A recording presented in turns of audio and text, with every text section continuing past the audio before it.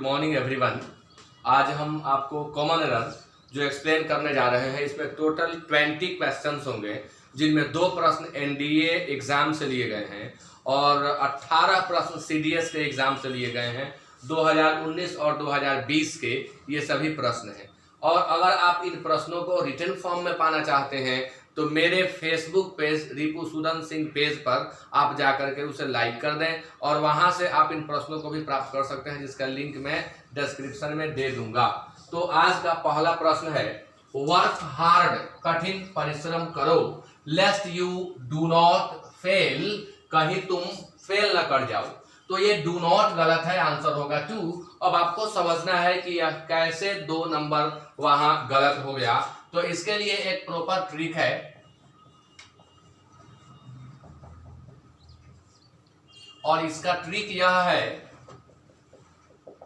कि अगर वाक्य में हम लेस्ट का प्रयोग किए हैं तो अगले पार्ट में जहां सब्जेक्ट आएगा उस सब्जेक्ट के बाद हम हमेशा शुड लगाएंगे। और एक दूसरा एरर भी आता है कि कई बार शुड तो दिया जाता है लेकिन शुड के बाद नॉट लगा दिया जाता है। तो आप यह जान लें, समझ लें कि लेस्ट अपने आप में नेगेटिव होता है और चूंकि लेस्ट के नेगेटिव होने के चलते शुड के बाद नॉट का प्रयोग नहीं होता है। तो यहाँ 2 महत्वपूर्ण बातें हैं कि लेस्ट के बाद शुड को छोड़कर किसी भी अन्य मॉडल वर्ब का प्रयोग नहीं होगा। दूसरी बात कि शुड होगा और उसमें नॉट का प्रयोग नहीं होगा क्योंकि लेस्ट अपने आप में नेगेटिव होता है। तो यहाँ हम डू नॉट हटा करके और शुड लगा देंगे तो हमारा सेंटेंस सही हो जाएगा। इस तरह से आप एरर के साथ साथ करेक्शन भी सीख रहे हैं। 2 चैप्टर आपका कंप्लीट हो रहा है, कॉमन एरर और सेंटेंस करेक्शन।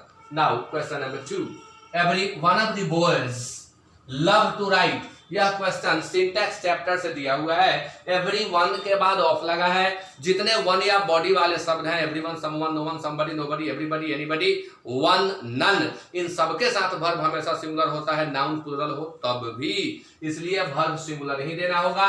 तो ये लव के जगह पर यहाँ लव्स होगा। इसका ट्रिक क्या है?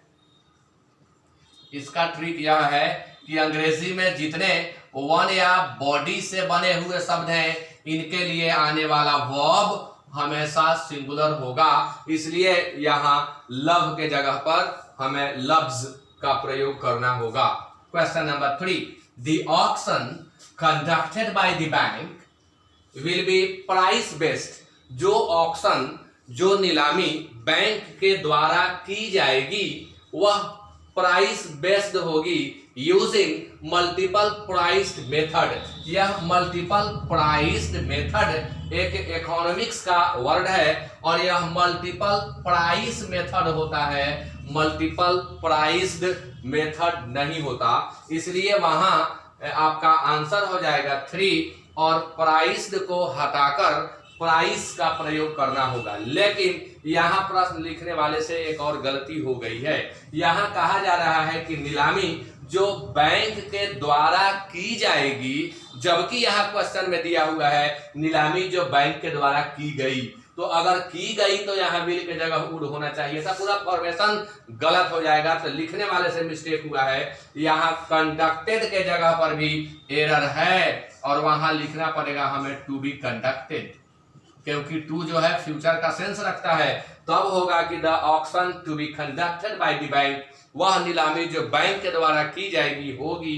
तो यहाँ भी एरर है, लेकिन इसे हमें अवॉइड करेंगे, ये सब लोग को समझ में आने वाला नहीं है। तो जो जब भी इस तरह का सिचुएशन आता है तो वह एरर डिटेक्ट किया जाता है, उसे आंसर के रूप में सेलेक्ट किया जाता है जो सबको जल्दी दिख जाने वाला है। इसलिए यहाँ प्राइस को आंसर मान लिया गया है। Now question number 4, After mysteriously expanding for decades, कई वर्षों के रहस्यमय तरीके से प्रसार के बाद, कई दशकों के रहस्यमय तरीके से फैलाव या प्रसार के बाद अंटार्कटिका सी आइस कवर, यानी अंटार्कटिका का जो सी आइस कवर है वह कई दशकों तक काफी फैलाव किया, रहस्यमय तरीके से फैलाव किया।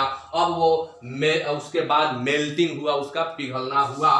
तो यहाँ एरर है। क्या एरर है? तो बात हम पास्ट टेंस में कर रहे हैं, आफ्टर शब्द का प्रयोग किए हुए हैं और यहाँ लगा दिए स्टार्टिंग। दूसरी बात देखते ही एरर बन सकता है कि स्टार्टिंग लगा तो इसके पहले इज, एम, आर, वॉज या वर में से कुछ आना चाहिए था, नहीं है, यानी यहाँ एरर है। अब क्या करें, तो पास्ट टेंस की बात है, इसलिए यहाँ स्टार्टिंग के जगह पर हम स्टार्टेड का प्रयोग करते हैं। और एक महत्वपूर्ण बात इसके अलावे भी यहाँ है कि स्टार्टेड होते हुए भी मेल्टिंग होगा। क्यों होगा, तो जेरंड चैप्टर के अंतर्गत यह पढ़ना होता है कि कुछ ऐसे वर्ब हैं जिनके बाद हमेशा जेरंड ही आएगा। कुछ महत्वपूर्ण मैं लिख देता हूं जो परीक्षा में हमेशा आते हैं, जैसे स्टार्ट, स्टॉप, लाइक, डिसलाइक,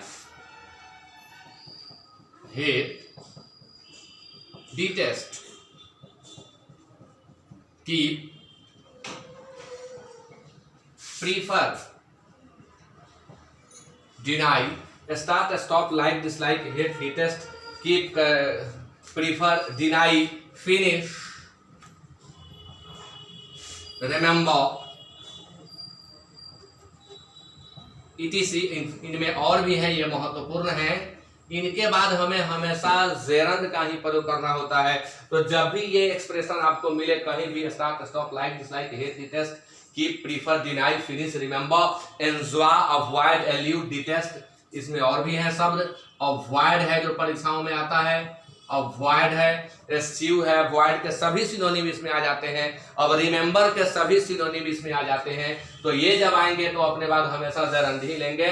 इसलिए ये भी बहुत ही महत्वपूर्ण चीज था कि यहाँ स्टार्टेड होते हुए भी मेल्टिंग ही होगा। क्यों होगा, मैंने यहाँ एक्सप्लेन किया। Now question number 5 is, if the scheme would have been implemented effectively, यदि स्कीम को प्रभावी तरीके से लागू किया गया होता, all affected would have benefited, तो सभी प्रभावित लोगों को लाभ हुआ होता। यहाँ भी डबल मिस्टेक है, ये लिखने वाले की गलती है, यहाँ प्रॉपर ध्यान नहीं दिया गया जिसके चलते डबल मिस्टेक दिया हुआ है। यहाँ would have नहीं होगा, यह तो डिफेंस के एग्जाम में हर साल आता है, हमेशा आता है, एयरफोर्स में आता है, नेवी में आता है, एनडीए में आता है, सीडीएस में आता है, सीएपीएफ में आता है, हर परीक्षाओं में यह आते रहता है। क्या यहाँ ट्रिक है, अगर वाक्य इफ से शुरू हुआ है, सेंटेंसेज ऑफ हिपोथेसिस या सेंटेंसेज ऑफ सपोजिशन है, तो इफ वाले पार्ट में वर रहता है और जो आगे पार्ट आता है वह सब्जेक्ट के बाद वुड लेता है और वर्ब वन लेता है। और इसका दूसरा ट्रिक होता है कि यदि इफ वाला पार्ट हैड लिए हुए है तो आगे जो सब्जेक्ट आता है वह अपने बाद वुड हैव प्लस V3 लेता है।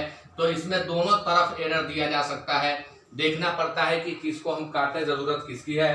तो आप देखिए इफ वाले पार्ट में यहाँ वर है और यहाँ इफ वाले पार्ट में हैड है, यानी इफ के साथ या तो वर रहेगा नहीं तो हैड रहेगा। दूसरी बात कि वर नहीं रहने पर वर्ब टू भी हो सकता है, जरूरत पड़ने पर हैड के जगह पर हैड बीन भी हो सकता है, हैड भी हो सकता है। उसके लिए एक अलग वीडियो बनाना होगा क्योंकि बहुत लंबा चीज है, मैं इसको कम शब्दों में कम समय में बताने की कोशिश कर रहा हूँ। तो इफ के साथ अगर वुड यहाँ दिया हुआ है तो इफ के साथ वर होगा, और अगर यहाँ वुड हैव दिया हुआ है तो यहाँ हैड देना होगा। अब आप देखिए इफ के साथ वुड हैव दे दिया, हमारे पास दो ही ट्रिक होता है, इफ के साथ या तो वर या V2 होगा और नहीं तो हैड या हैड के स्ट्रक्चर्स होंगे। तो यहाँ वुड हैव कहाँ से आया, यानी यही गलत है। और चूंकि यह पैसिव वॉइस में है इसलिए बीन लेगा, तो वुड हैव हटा करके हमें वहां हैड का प्रयोग करना होगा। आंसर एक होगा। दूसरी गलती यह है कि यहाँ अफेक्टेड को नाउन के रूप में यूज किया जा रहा है। All affected would have benefited, यानी उसे सब्जेक्ट बना दिया गया। और जब किसी एडजेक्टिव को आप सब्जेक्ट बनाते हैं अर्थात नाउन बनाते हैं तो उसे वैसे ही नहीं छोड़ सकते, उसके पहले द का प्रयोग करना होता है या ए प्लस बाद में नाउन देना पड़ता है। यानी जब भी किसी एडजेक्टिव को आप सब्जेक्ट की तरह यूज कर रहे हैं, नाउन की तरह यूज कर रहे हैं, तो वहां पर द लगाना होगा।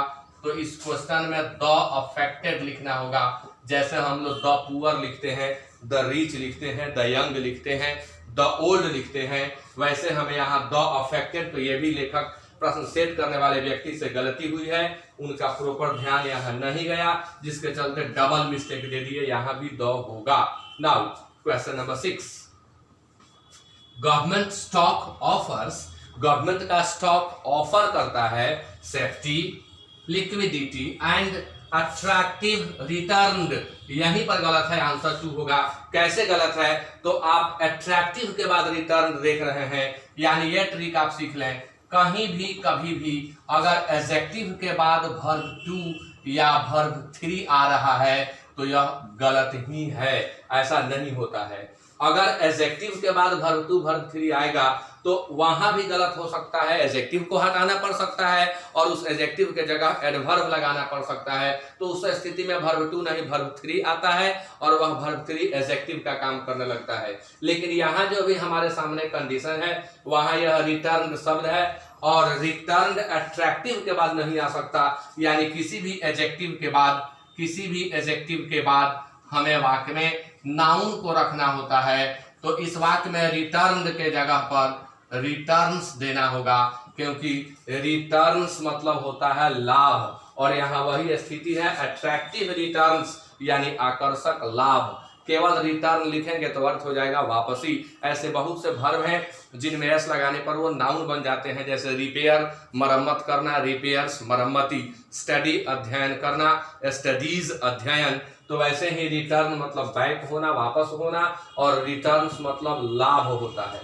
Now question number 7, scrolling through my social media timeline, I hovered over a video of a minor road traffic accident। इधर कहीं गलती नहीं है, गलती यहाँ पर यह है कि स्क्रॉलिंग के बाद थॉरो लगा दिया। जैसे हम गो थ्रू यूज करते हैं वैसे हम स्क्रॉल थ्रू का प्रयोग करते हैं। तो यहाँ 2 शब्द हैं आपके सामने, एक थॉरो है और दूसरा थ्रू है। यह थॉरो जो है एडजेक्टिव है, इसका अर्थ होता है कंप्लीट, होल, फुल, एंटायर, और इस थ्रो का प्रयोग हम प्रेपोजिशन के रूप में करते हैं और इसका अर्थ होता है से, या इसका अर्थ होता है के माध्यम से। तो यहाँ प्रेपोजिशन फिक्स्ड प्रेपोजिशन के रूप में आया हुआ है, तो स्क्रॉलिंग के बाद थॉरो नहीं, स्क्रॉलिंग के बाद हमें थ्रू की जरूरत थी। Now question number 8 is the fascination with gold, fascination means मोहन, सम्मोहन, आकर्षण, with gold at least seems to be a case, एक ऐसी स्थिति प्रतीत होती है, मालूम पड़ता है, where traditional belief and modern finance would point the same way। यहाँ भी डबल मिस्टेक है। वर यहाँ किस नियम से आ रहा है? वाक्य का subject the fascination with gold है, यानी द फैसिनेशन है, तो यहाँ वर नहीं आएगा। दूसरी बात, आप यहाँ जब यूज कर रहे हैं seems to be a case, तो फिर यहाँ वुड नहीं आएगा। ये डबल मिस्टेक वाले क्वेश्चन प्राय देखे जा रहे हैं सीडीएस की परीक्षाओं में, लेकिन आंसर हम 2 को मानेंगे, क्योंकि यहाँ भी मेजर है, सिचुएशन जो है वही पर एरर के रूप में दिखाया गया है। तो वेयर चाहिए था जबकि वर लिख दिया गया है, वहां चाहिए वर, WHERE, यानी वहां एडवर्ब ऑफ प्लेस चाहिए, उसे कंबाइन करने के लिए रिलेटिव एडवर्ब के रूप में प्लेस को व्यक्त करने वाला शब्द चाहिए था।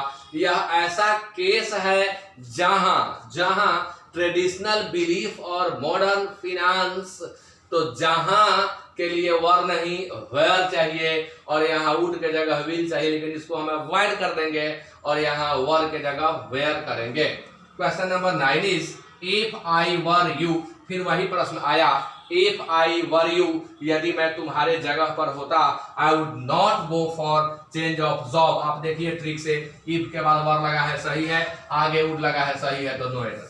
हमारा आंसर होगा 4, कोई एरर ही नहीं है, गो फॉर होता है, चेंज ऑफ जॉब में कोई एरर नहीं है। Now question number 10, evolutionary biology leave us, यही एरर हो गया। जब हमारा सब्जेक्ट बायोलॉजी है तो बायोलॉजी के साथ हम लीव कैसे लिख सकते हैं, इसलिए यहां हमें प्रयोग करना होगा लिव्स का या हैज लेफ्ट का। दोनों ही स्थिति में वाक्य हमारा सही हो जाएगा। हम लिव्स भी लिख सकते हैं और हैज लेफ्ट भी लिख सकते हैं, बाकी सब पढ़ने की भी जरूरत नहीं है। लेकिन अगर आप फिक्स प्रेपोजिशन याद करना चाहें तो पेसिमिस्टिक के बाद हमेशा अबाउट लगता है, ऑप्टिमिस्टिक के बाद भी हमेशा अबाउट का प्रयोग होता है। Now question number 11, when everything starts working for you. अभी ये उधर हम बताए हैं कि स्टार्ट के बाद हमेशा gerund आएगा, फिर आ गया when everything starts working for you, जब हर चीज आपके लिए काम करना शुरू कर देता है, you will find things are achieved and delivered। मैं रोज बताता हूं, ऐसा प्रश्न हमेशा आता है एंड से जोड़ करके। जब भी एंड से दो या दो से अधिक शब्दों को जोड़ा गया हो तो वे सभी शब्द एक ही स्थिति में रहते हैं, एक ही तरह के होते हैं। यहाँ वर्ब का तीसरा रूप लगाया गया और यहाँ वर्ब का पहला रूप लगा दिया गया, जिसके चलते यह गलत है। अचीव के जगह पर हमें अचीव्ड लिखना होगा, क्योंकि यह वाक्य पैसिव में है। थिंग्स अचीव नहीं करेंगे, थिंग्स को अचीव किया जाएगा, पैसिव में होना चाहिए था, इसलिए थिंग्स आर अचीव्ड होगा। Answer 3। Next, at the beginning of the 19th century, at the beginning of the 19th century, कोई एरर नहीं है। Female literacy was extremely lowered in comparison to male literacy, यही गलत है। और इस तरह का क्वेश्चन भी हम पहले एक्सप्लेन कर चुके हैं, यानी आप देख रहे हैं कि 2019 और 2020 के ये प्रश्न दिए गए हैं, सेम टाइप भी रिपीट कर रहा है। अभी हम बता रहे थे कि जब आप एडजेक्टिव का यूज किए हैं तो उसके बाद नाउन आना चाहिए, और एडवर्ब का यूज किए हैं तो उसके बाद यहाँ एडजेक्टिव आना चाहिए था। तो एक्सट्रीमली लोवेड गलत हो जा रहा है, वहां लोवेड के जगह पर हमें लो का प्रयोग करना होगा। एक्सट्रीमली लो होता है, लोवेड नहीं, इसलिए आंसर होगा 2। Question number 13, a great part of Arabia, Arabia का एक बहुत बड़ा भाग इस डेजर्ट, मरुस्थल है। यहाँ आर्टिकल की भी जरूरत नहीं है, इसलिए यह भी वाक्य शुद्ध है। तो 13 का आंसर होगा 4। Now question number 14 is, if Ramesh will be promoted he will get a higher salary, यदि रामेश की पदोन्नति होती है या होगी तो वह हायर सैलरी प्राप्त करेगा। यहाँ कुछ लोग सोचने लगेंगे कि हायर गलत है, नहीं, हायर यहाँ सही है। यहाँ हिडन कंपैरेटिव है, यानी तुलना किससे की गई है, तो उसे जो वर्तमान में सैलरी मिल रही है इससे हाई सैलरी उसे मिलने लगेगी, यानी इससे हाई, यानी हमें हायर लिखना था। इस तरह के स्टेटमेंट को हिडन कंपैरेटिव कहा जाता है। यहाँ सेंस कंपैरेटिव का है लेकिन छिपा हुआ है।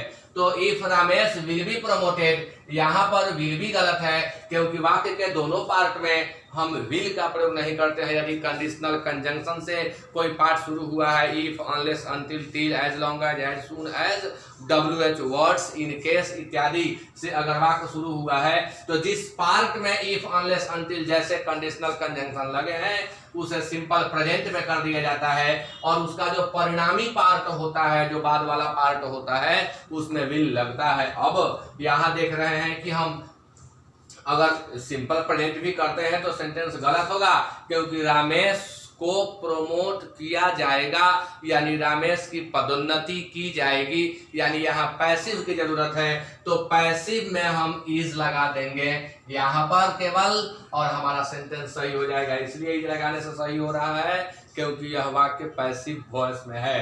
Now question number 15, the art of printing was introduced, into की क्या जरूरत है, इंट्रोड्यूस्ड इनटू इंग्लैंड, इंट्रोड्यूस्ड के बाद इनटू शब्द यहाँ गलत है, यहाँ हमें केवल इन की जरूरत थी। Introduced in England during the reign of Edward fourth, reign mean शासनकाल, by William Caxton, a native of Kent. यहाँ जीके का एक प्रश्न भी मिल रहा है, प्रिंटिंग मशीन और प्रिंटिंग की कला को किसने लाया, तो विलियम कैक्सटन ने लाया, जो केंट के रहने वाले थे। तो यहाँ एरर प्रेपोजिशन का था, इनटू के जगह पर हम इन का प्रयोग करेंगे। Now question number 16, his daughter in law Rita is a MA, कितना हल्का क्वेश्चन है, बच्चों वाला क्वेश्चन है। एमए के पहले ए लगाया हुआ है, वहां निश्चित तौर पर एन होना चाहिए था, क्योंकि उच्चारण हो रहा है एमए, यानी वोवेल साउंड से उच्चारण शुरू हो रहा है। तो ए के जगह पर हम एन का प्रयोग करेंगे।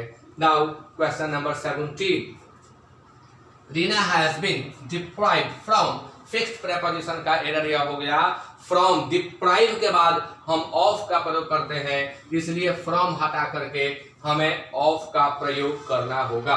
Now question number 18. All the books in the old library, all the books in the old library has perished. हमारा सब्जेक्ट प्लूरल है, और जब हमारा सब्जेक्ट प्लूरल है तो वर्ब भी प्लूरल होना चाहिए था। सब्जेक्ट जब प्लूरल हो तो वर्ब भी प्लूरल होता है, इसलिए हैज गलत है। हैज के जगह हमें प्रयोग करना होगा हैव का। Subject singular, verb singular, subject plural तो वर्ब भी प्लूरल। सिंटैक्स में पढ़ाया जाता है। बहुत ही हल्का क्वेश्चन था। Now question number 19 is the aggrieved man, वह जो शोकाकुल है, वह व्यक्ति जो पीड़ित है, सेड दैट, उसने कहा कि ही विल नॉट, फिर वही गलती। अगर प्रिंसिपल क्लॉज या अगर मेन क्लॉज या हम कहें कि मेन पार्ट पास्ट में हो तो जो सबऑर्डिनेट पार्ट होगा, जो उसे संबंधित पार्ट होगा, डिपेंडेंट पार्ट होगा, वह भी पास्ट में ही होगा। इसलिए यहाँ विल हटा करके हमें वुड का प्रयोग करना होगा। And question number 20 is he couldn't recover because, he couldn't recover because, he couldn't, यहाँ कुछ लिखने का मिस्टेक हुआ है। he couldn't recover because one, despite of the doctor's advice, he didn't, यहाँ एरर यही है कि despite के बाद ऑफ लगा हुआ है। ये भी मैं रोज बता रहा हूँ कि despite के बाद ऑफ का प्रयोग नहीं होता है। कहीं भी वाक्य में despite आए तो उसके बाद आप ऑफ न लगाएं, या तो despite का प्रयोग करें या इन स्पाइट ऑफ का प्रयोग करें। इस तरह के और भी है, इन्हें वीडियो बना करके हम बता देंगे। इस तरह के 9 शब्द होते हैं मुख्य रूप से, जिनके साथ प्रेपोजिशन का प्रयोग नहीं करना है, और उनके बदले में दूसरा आएगा जिनके साथ प्रेपोजिशन लगा हुआ होगा। तो इसी के साथ यह एक्सप्लेनेशन समाप्त होता है, जो कि CDS का था, NDA का था क्वेश्चन। और यदि यह एक्सप्लेनेशन आप लोगों को सही लगता है तो आप इसे शेयर करें ताकि यह बहुत से लोगों तक पहुंच सके, और कमेंट जरूर करें कि ये कैसा लगा। अपने सुझाव आप कमेंट के माध्यम से दे सकते हैं। That will be welcomed, warmly welcomed, and thank you very much.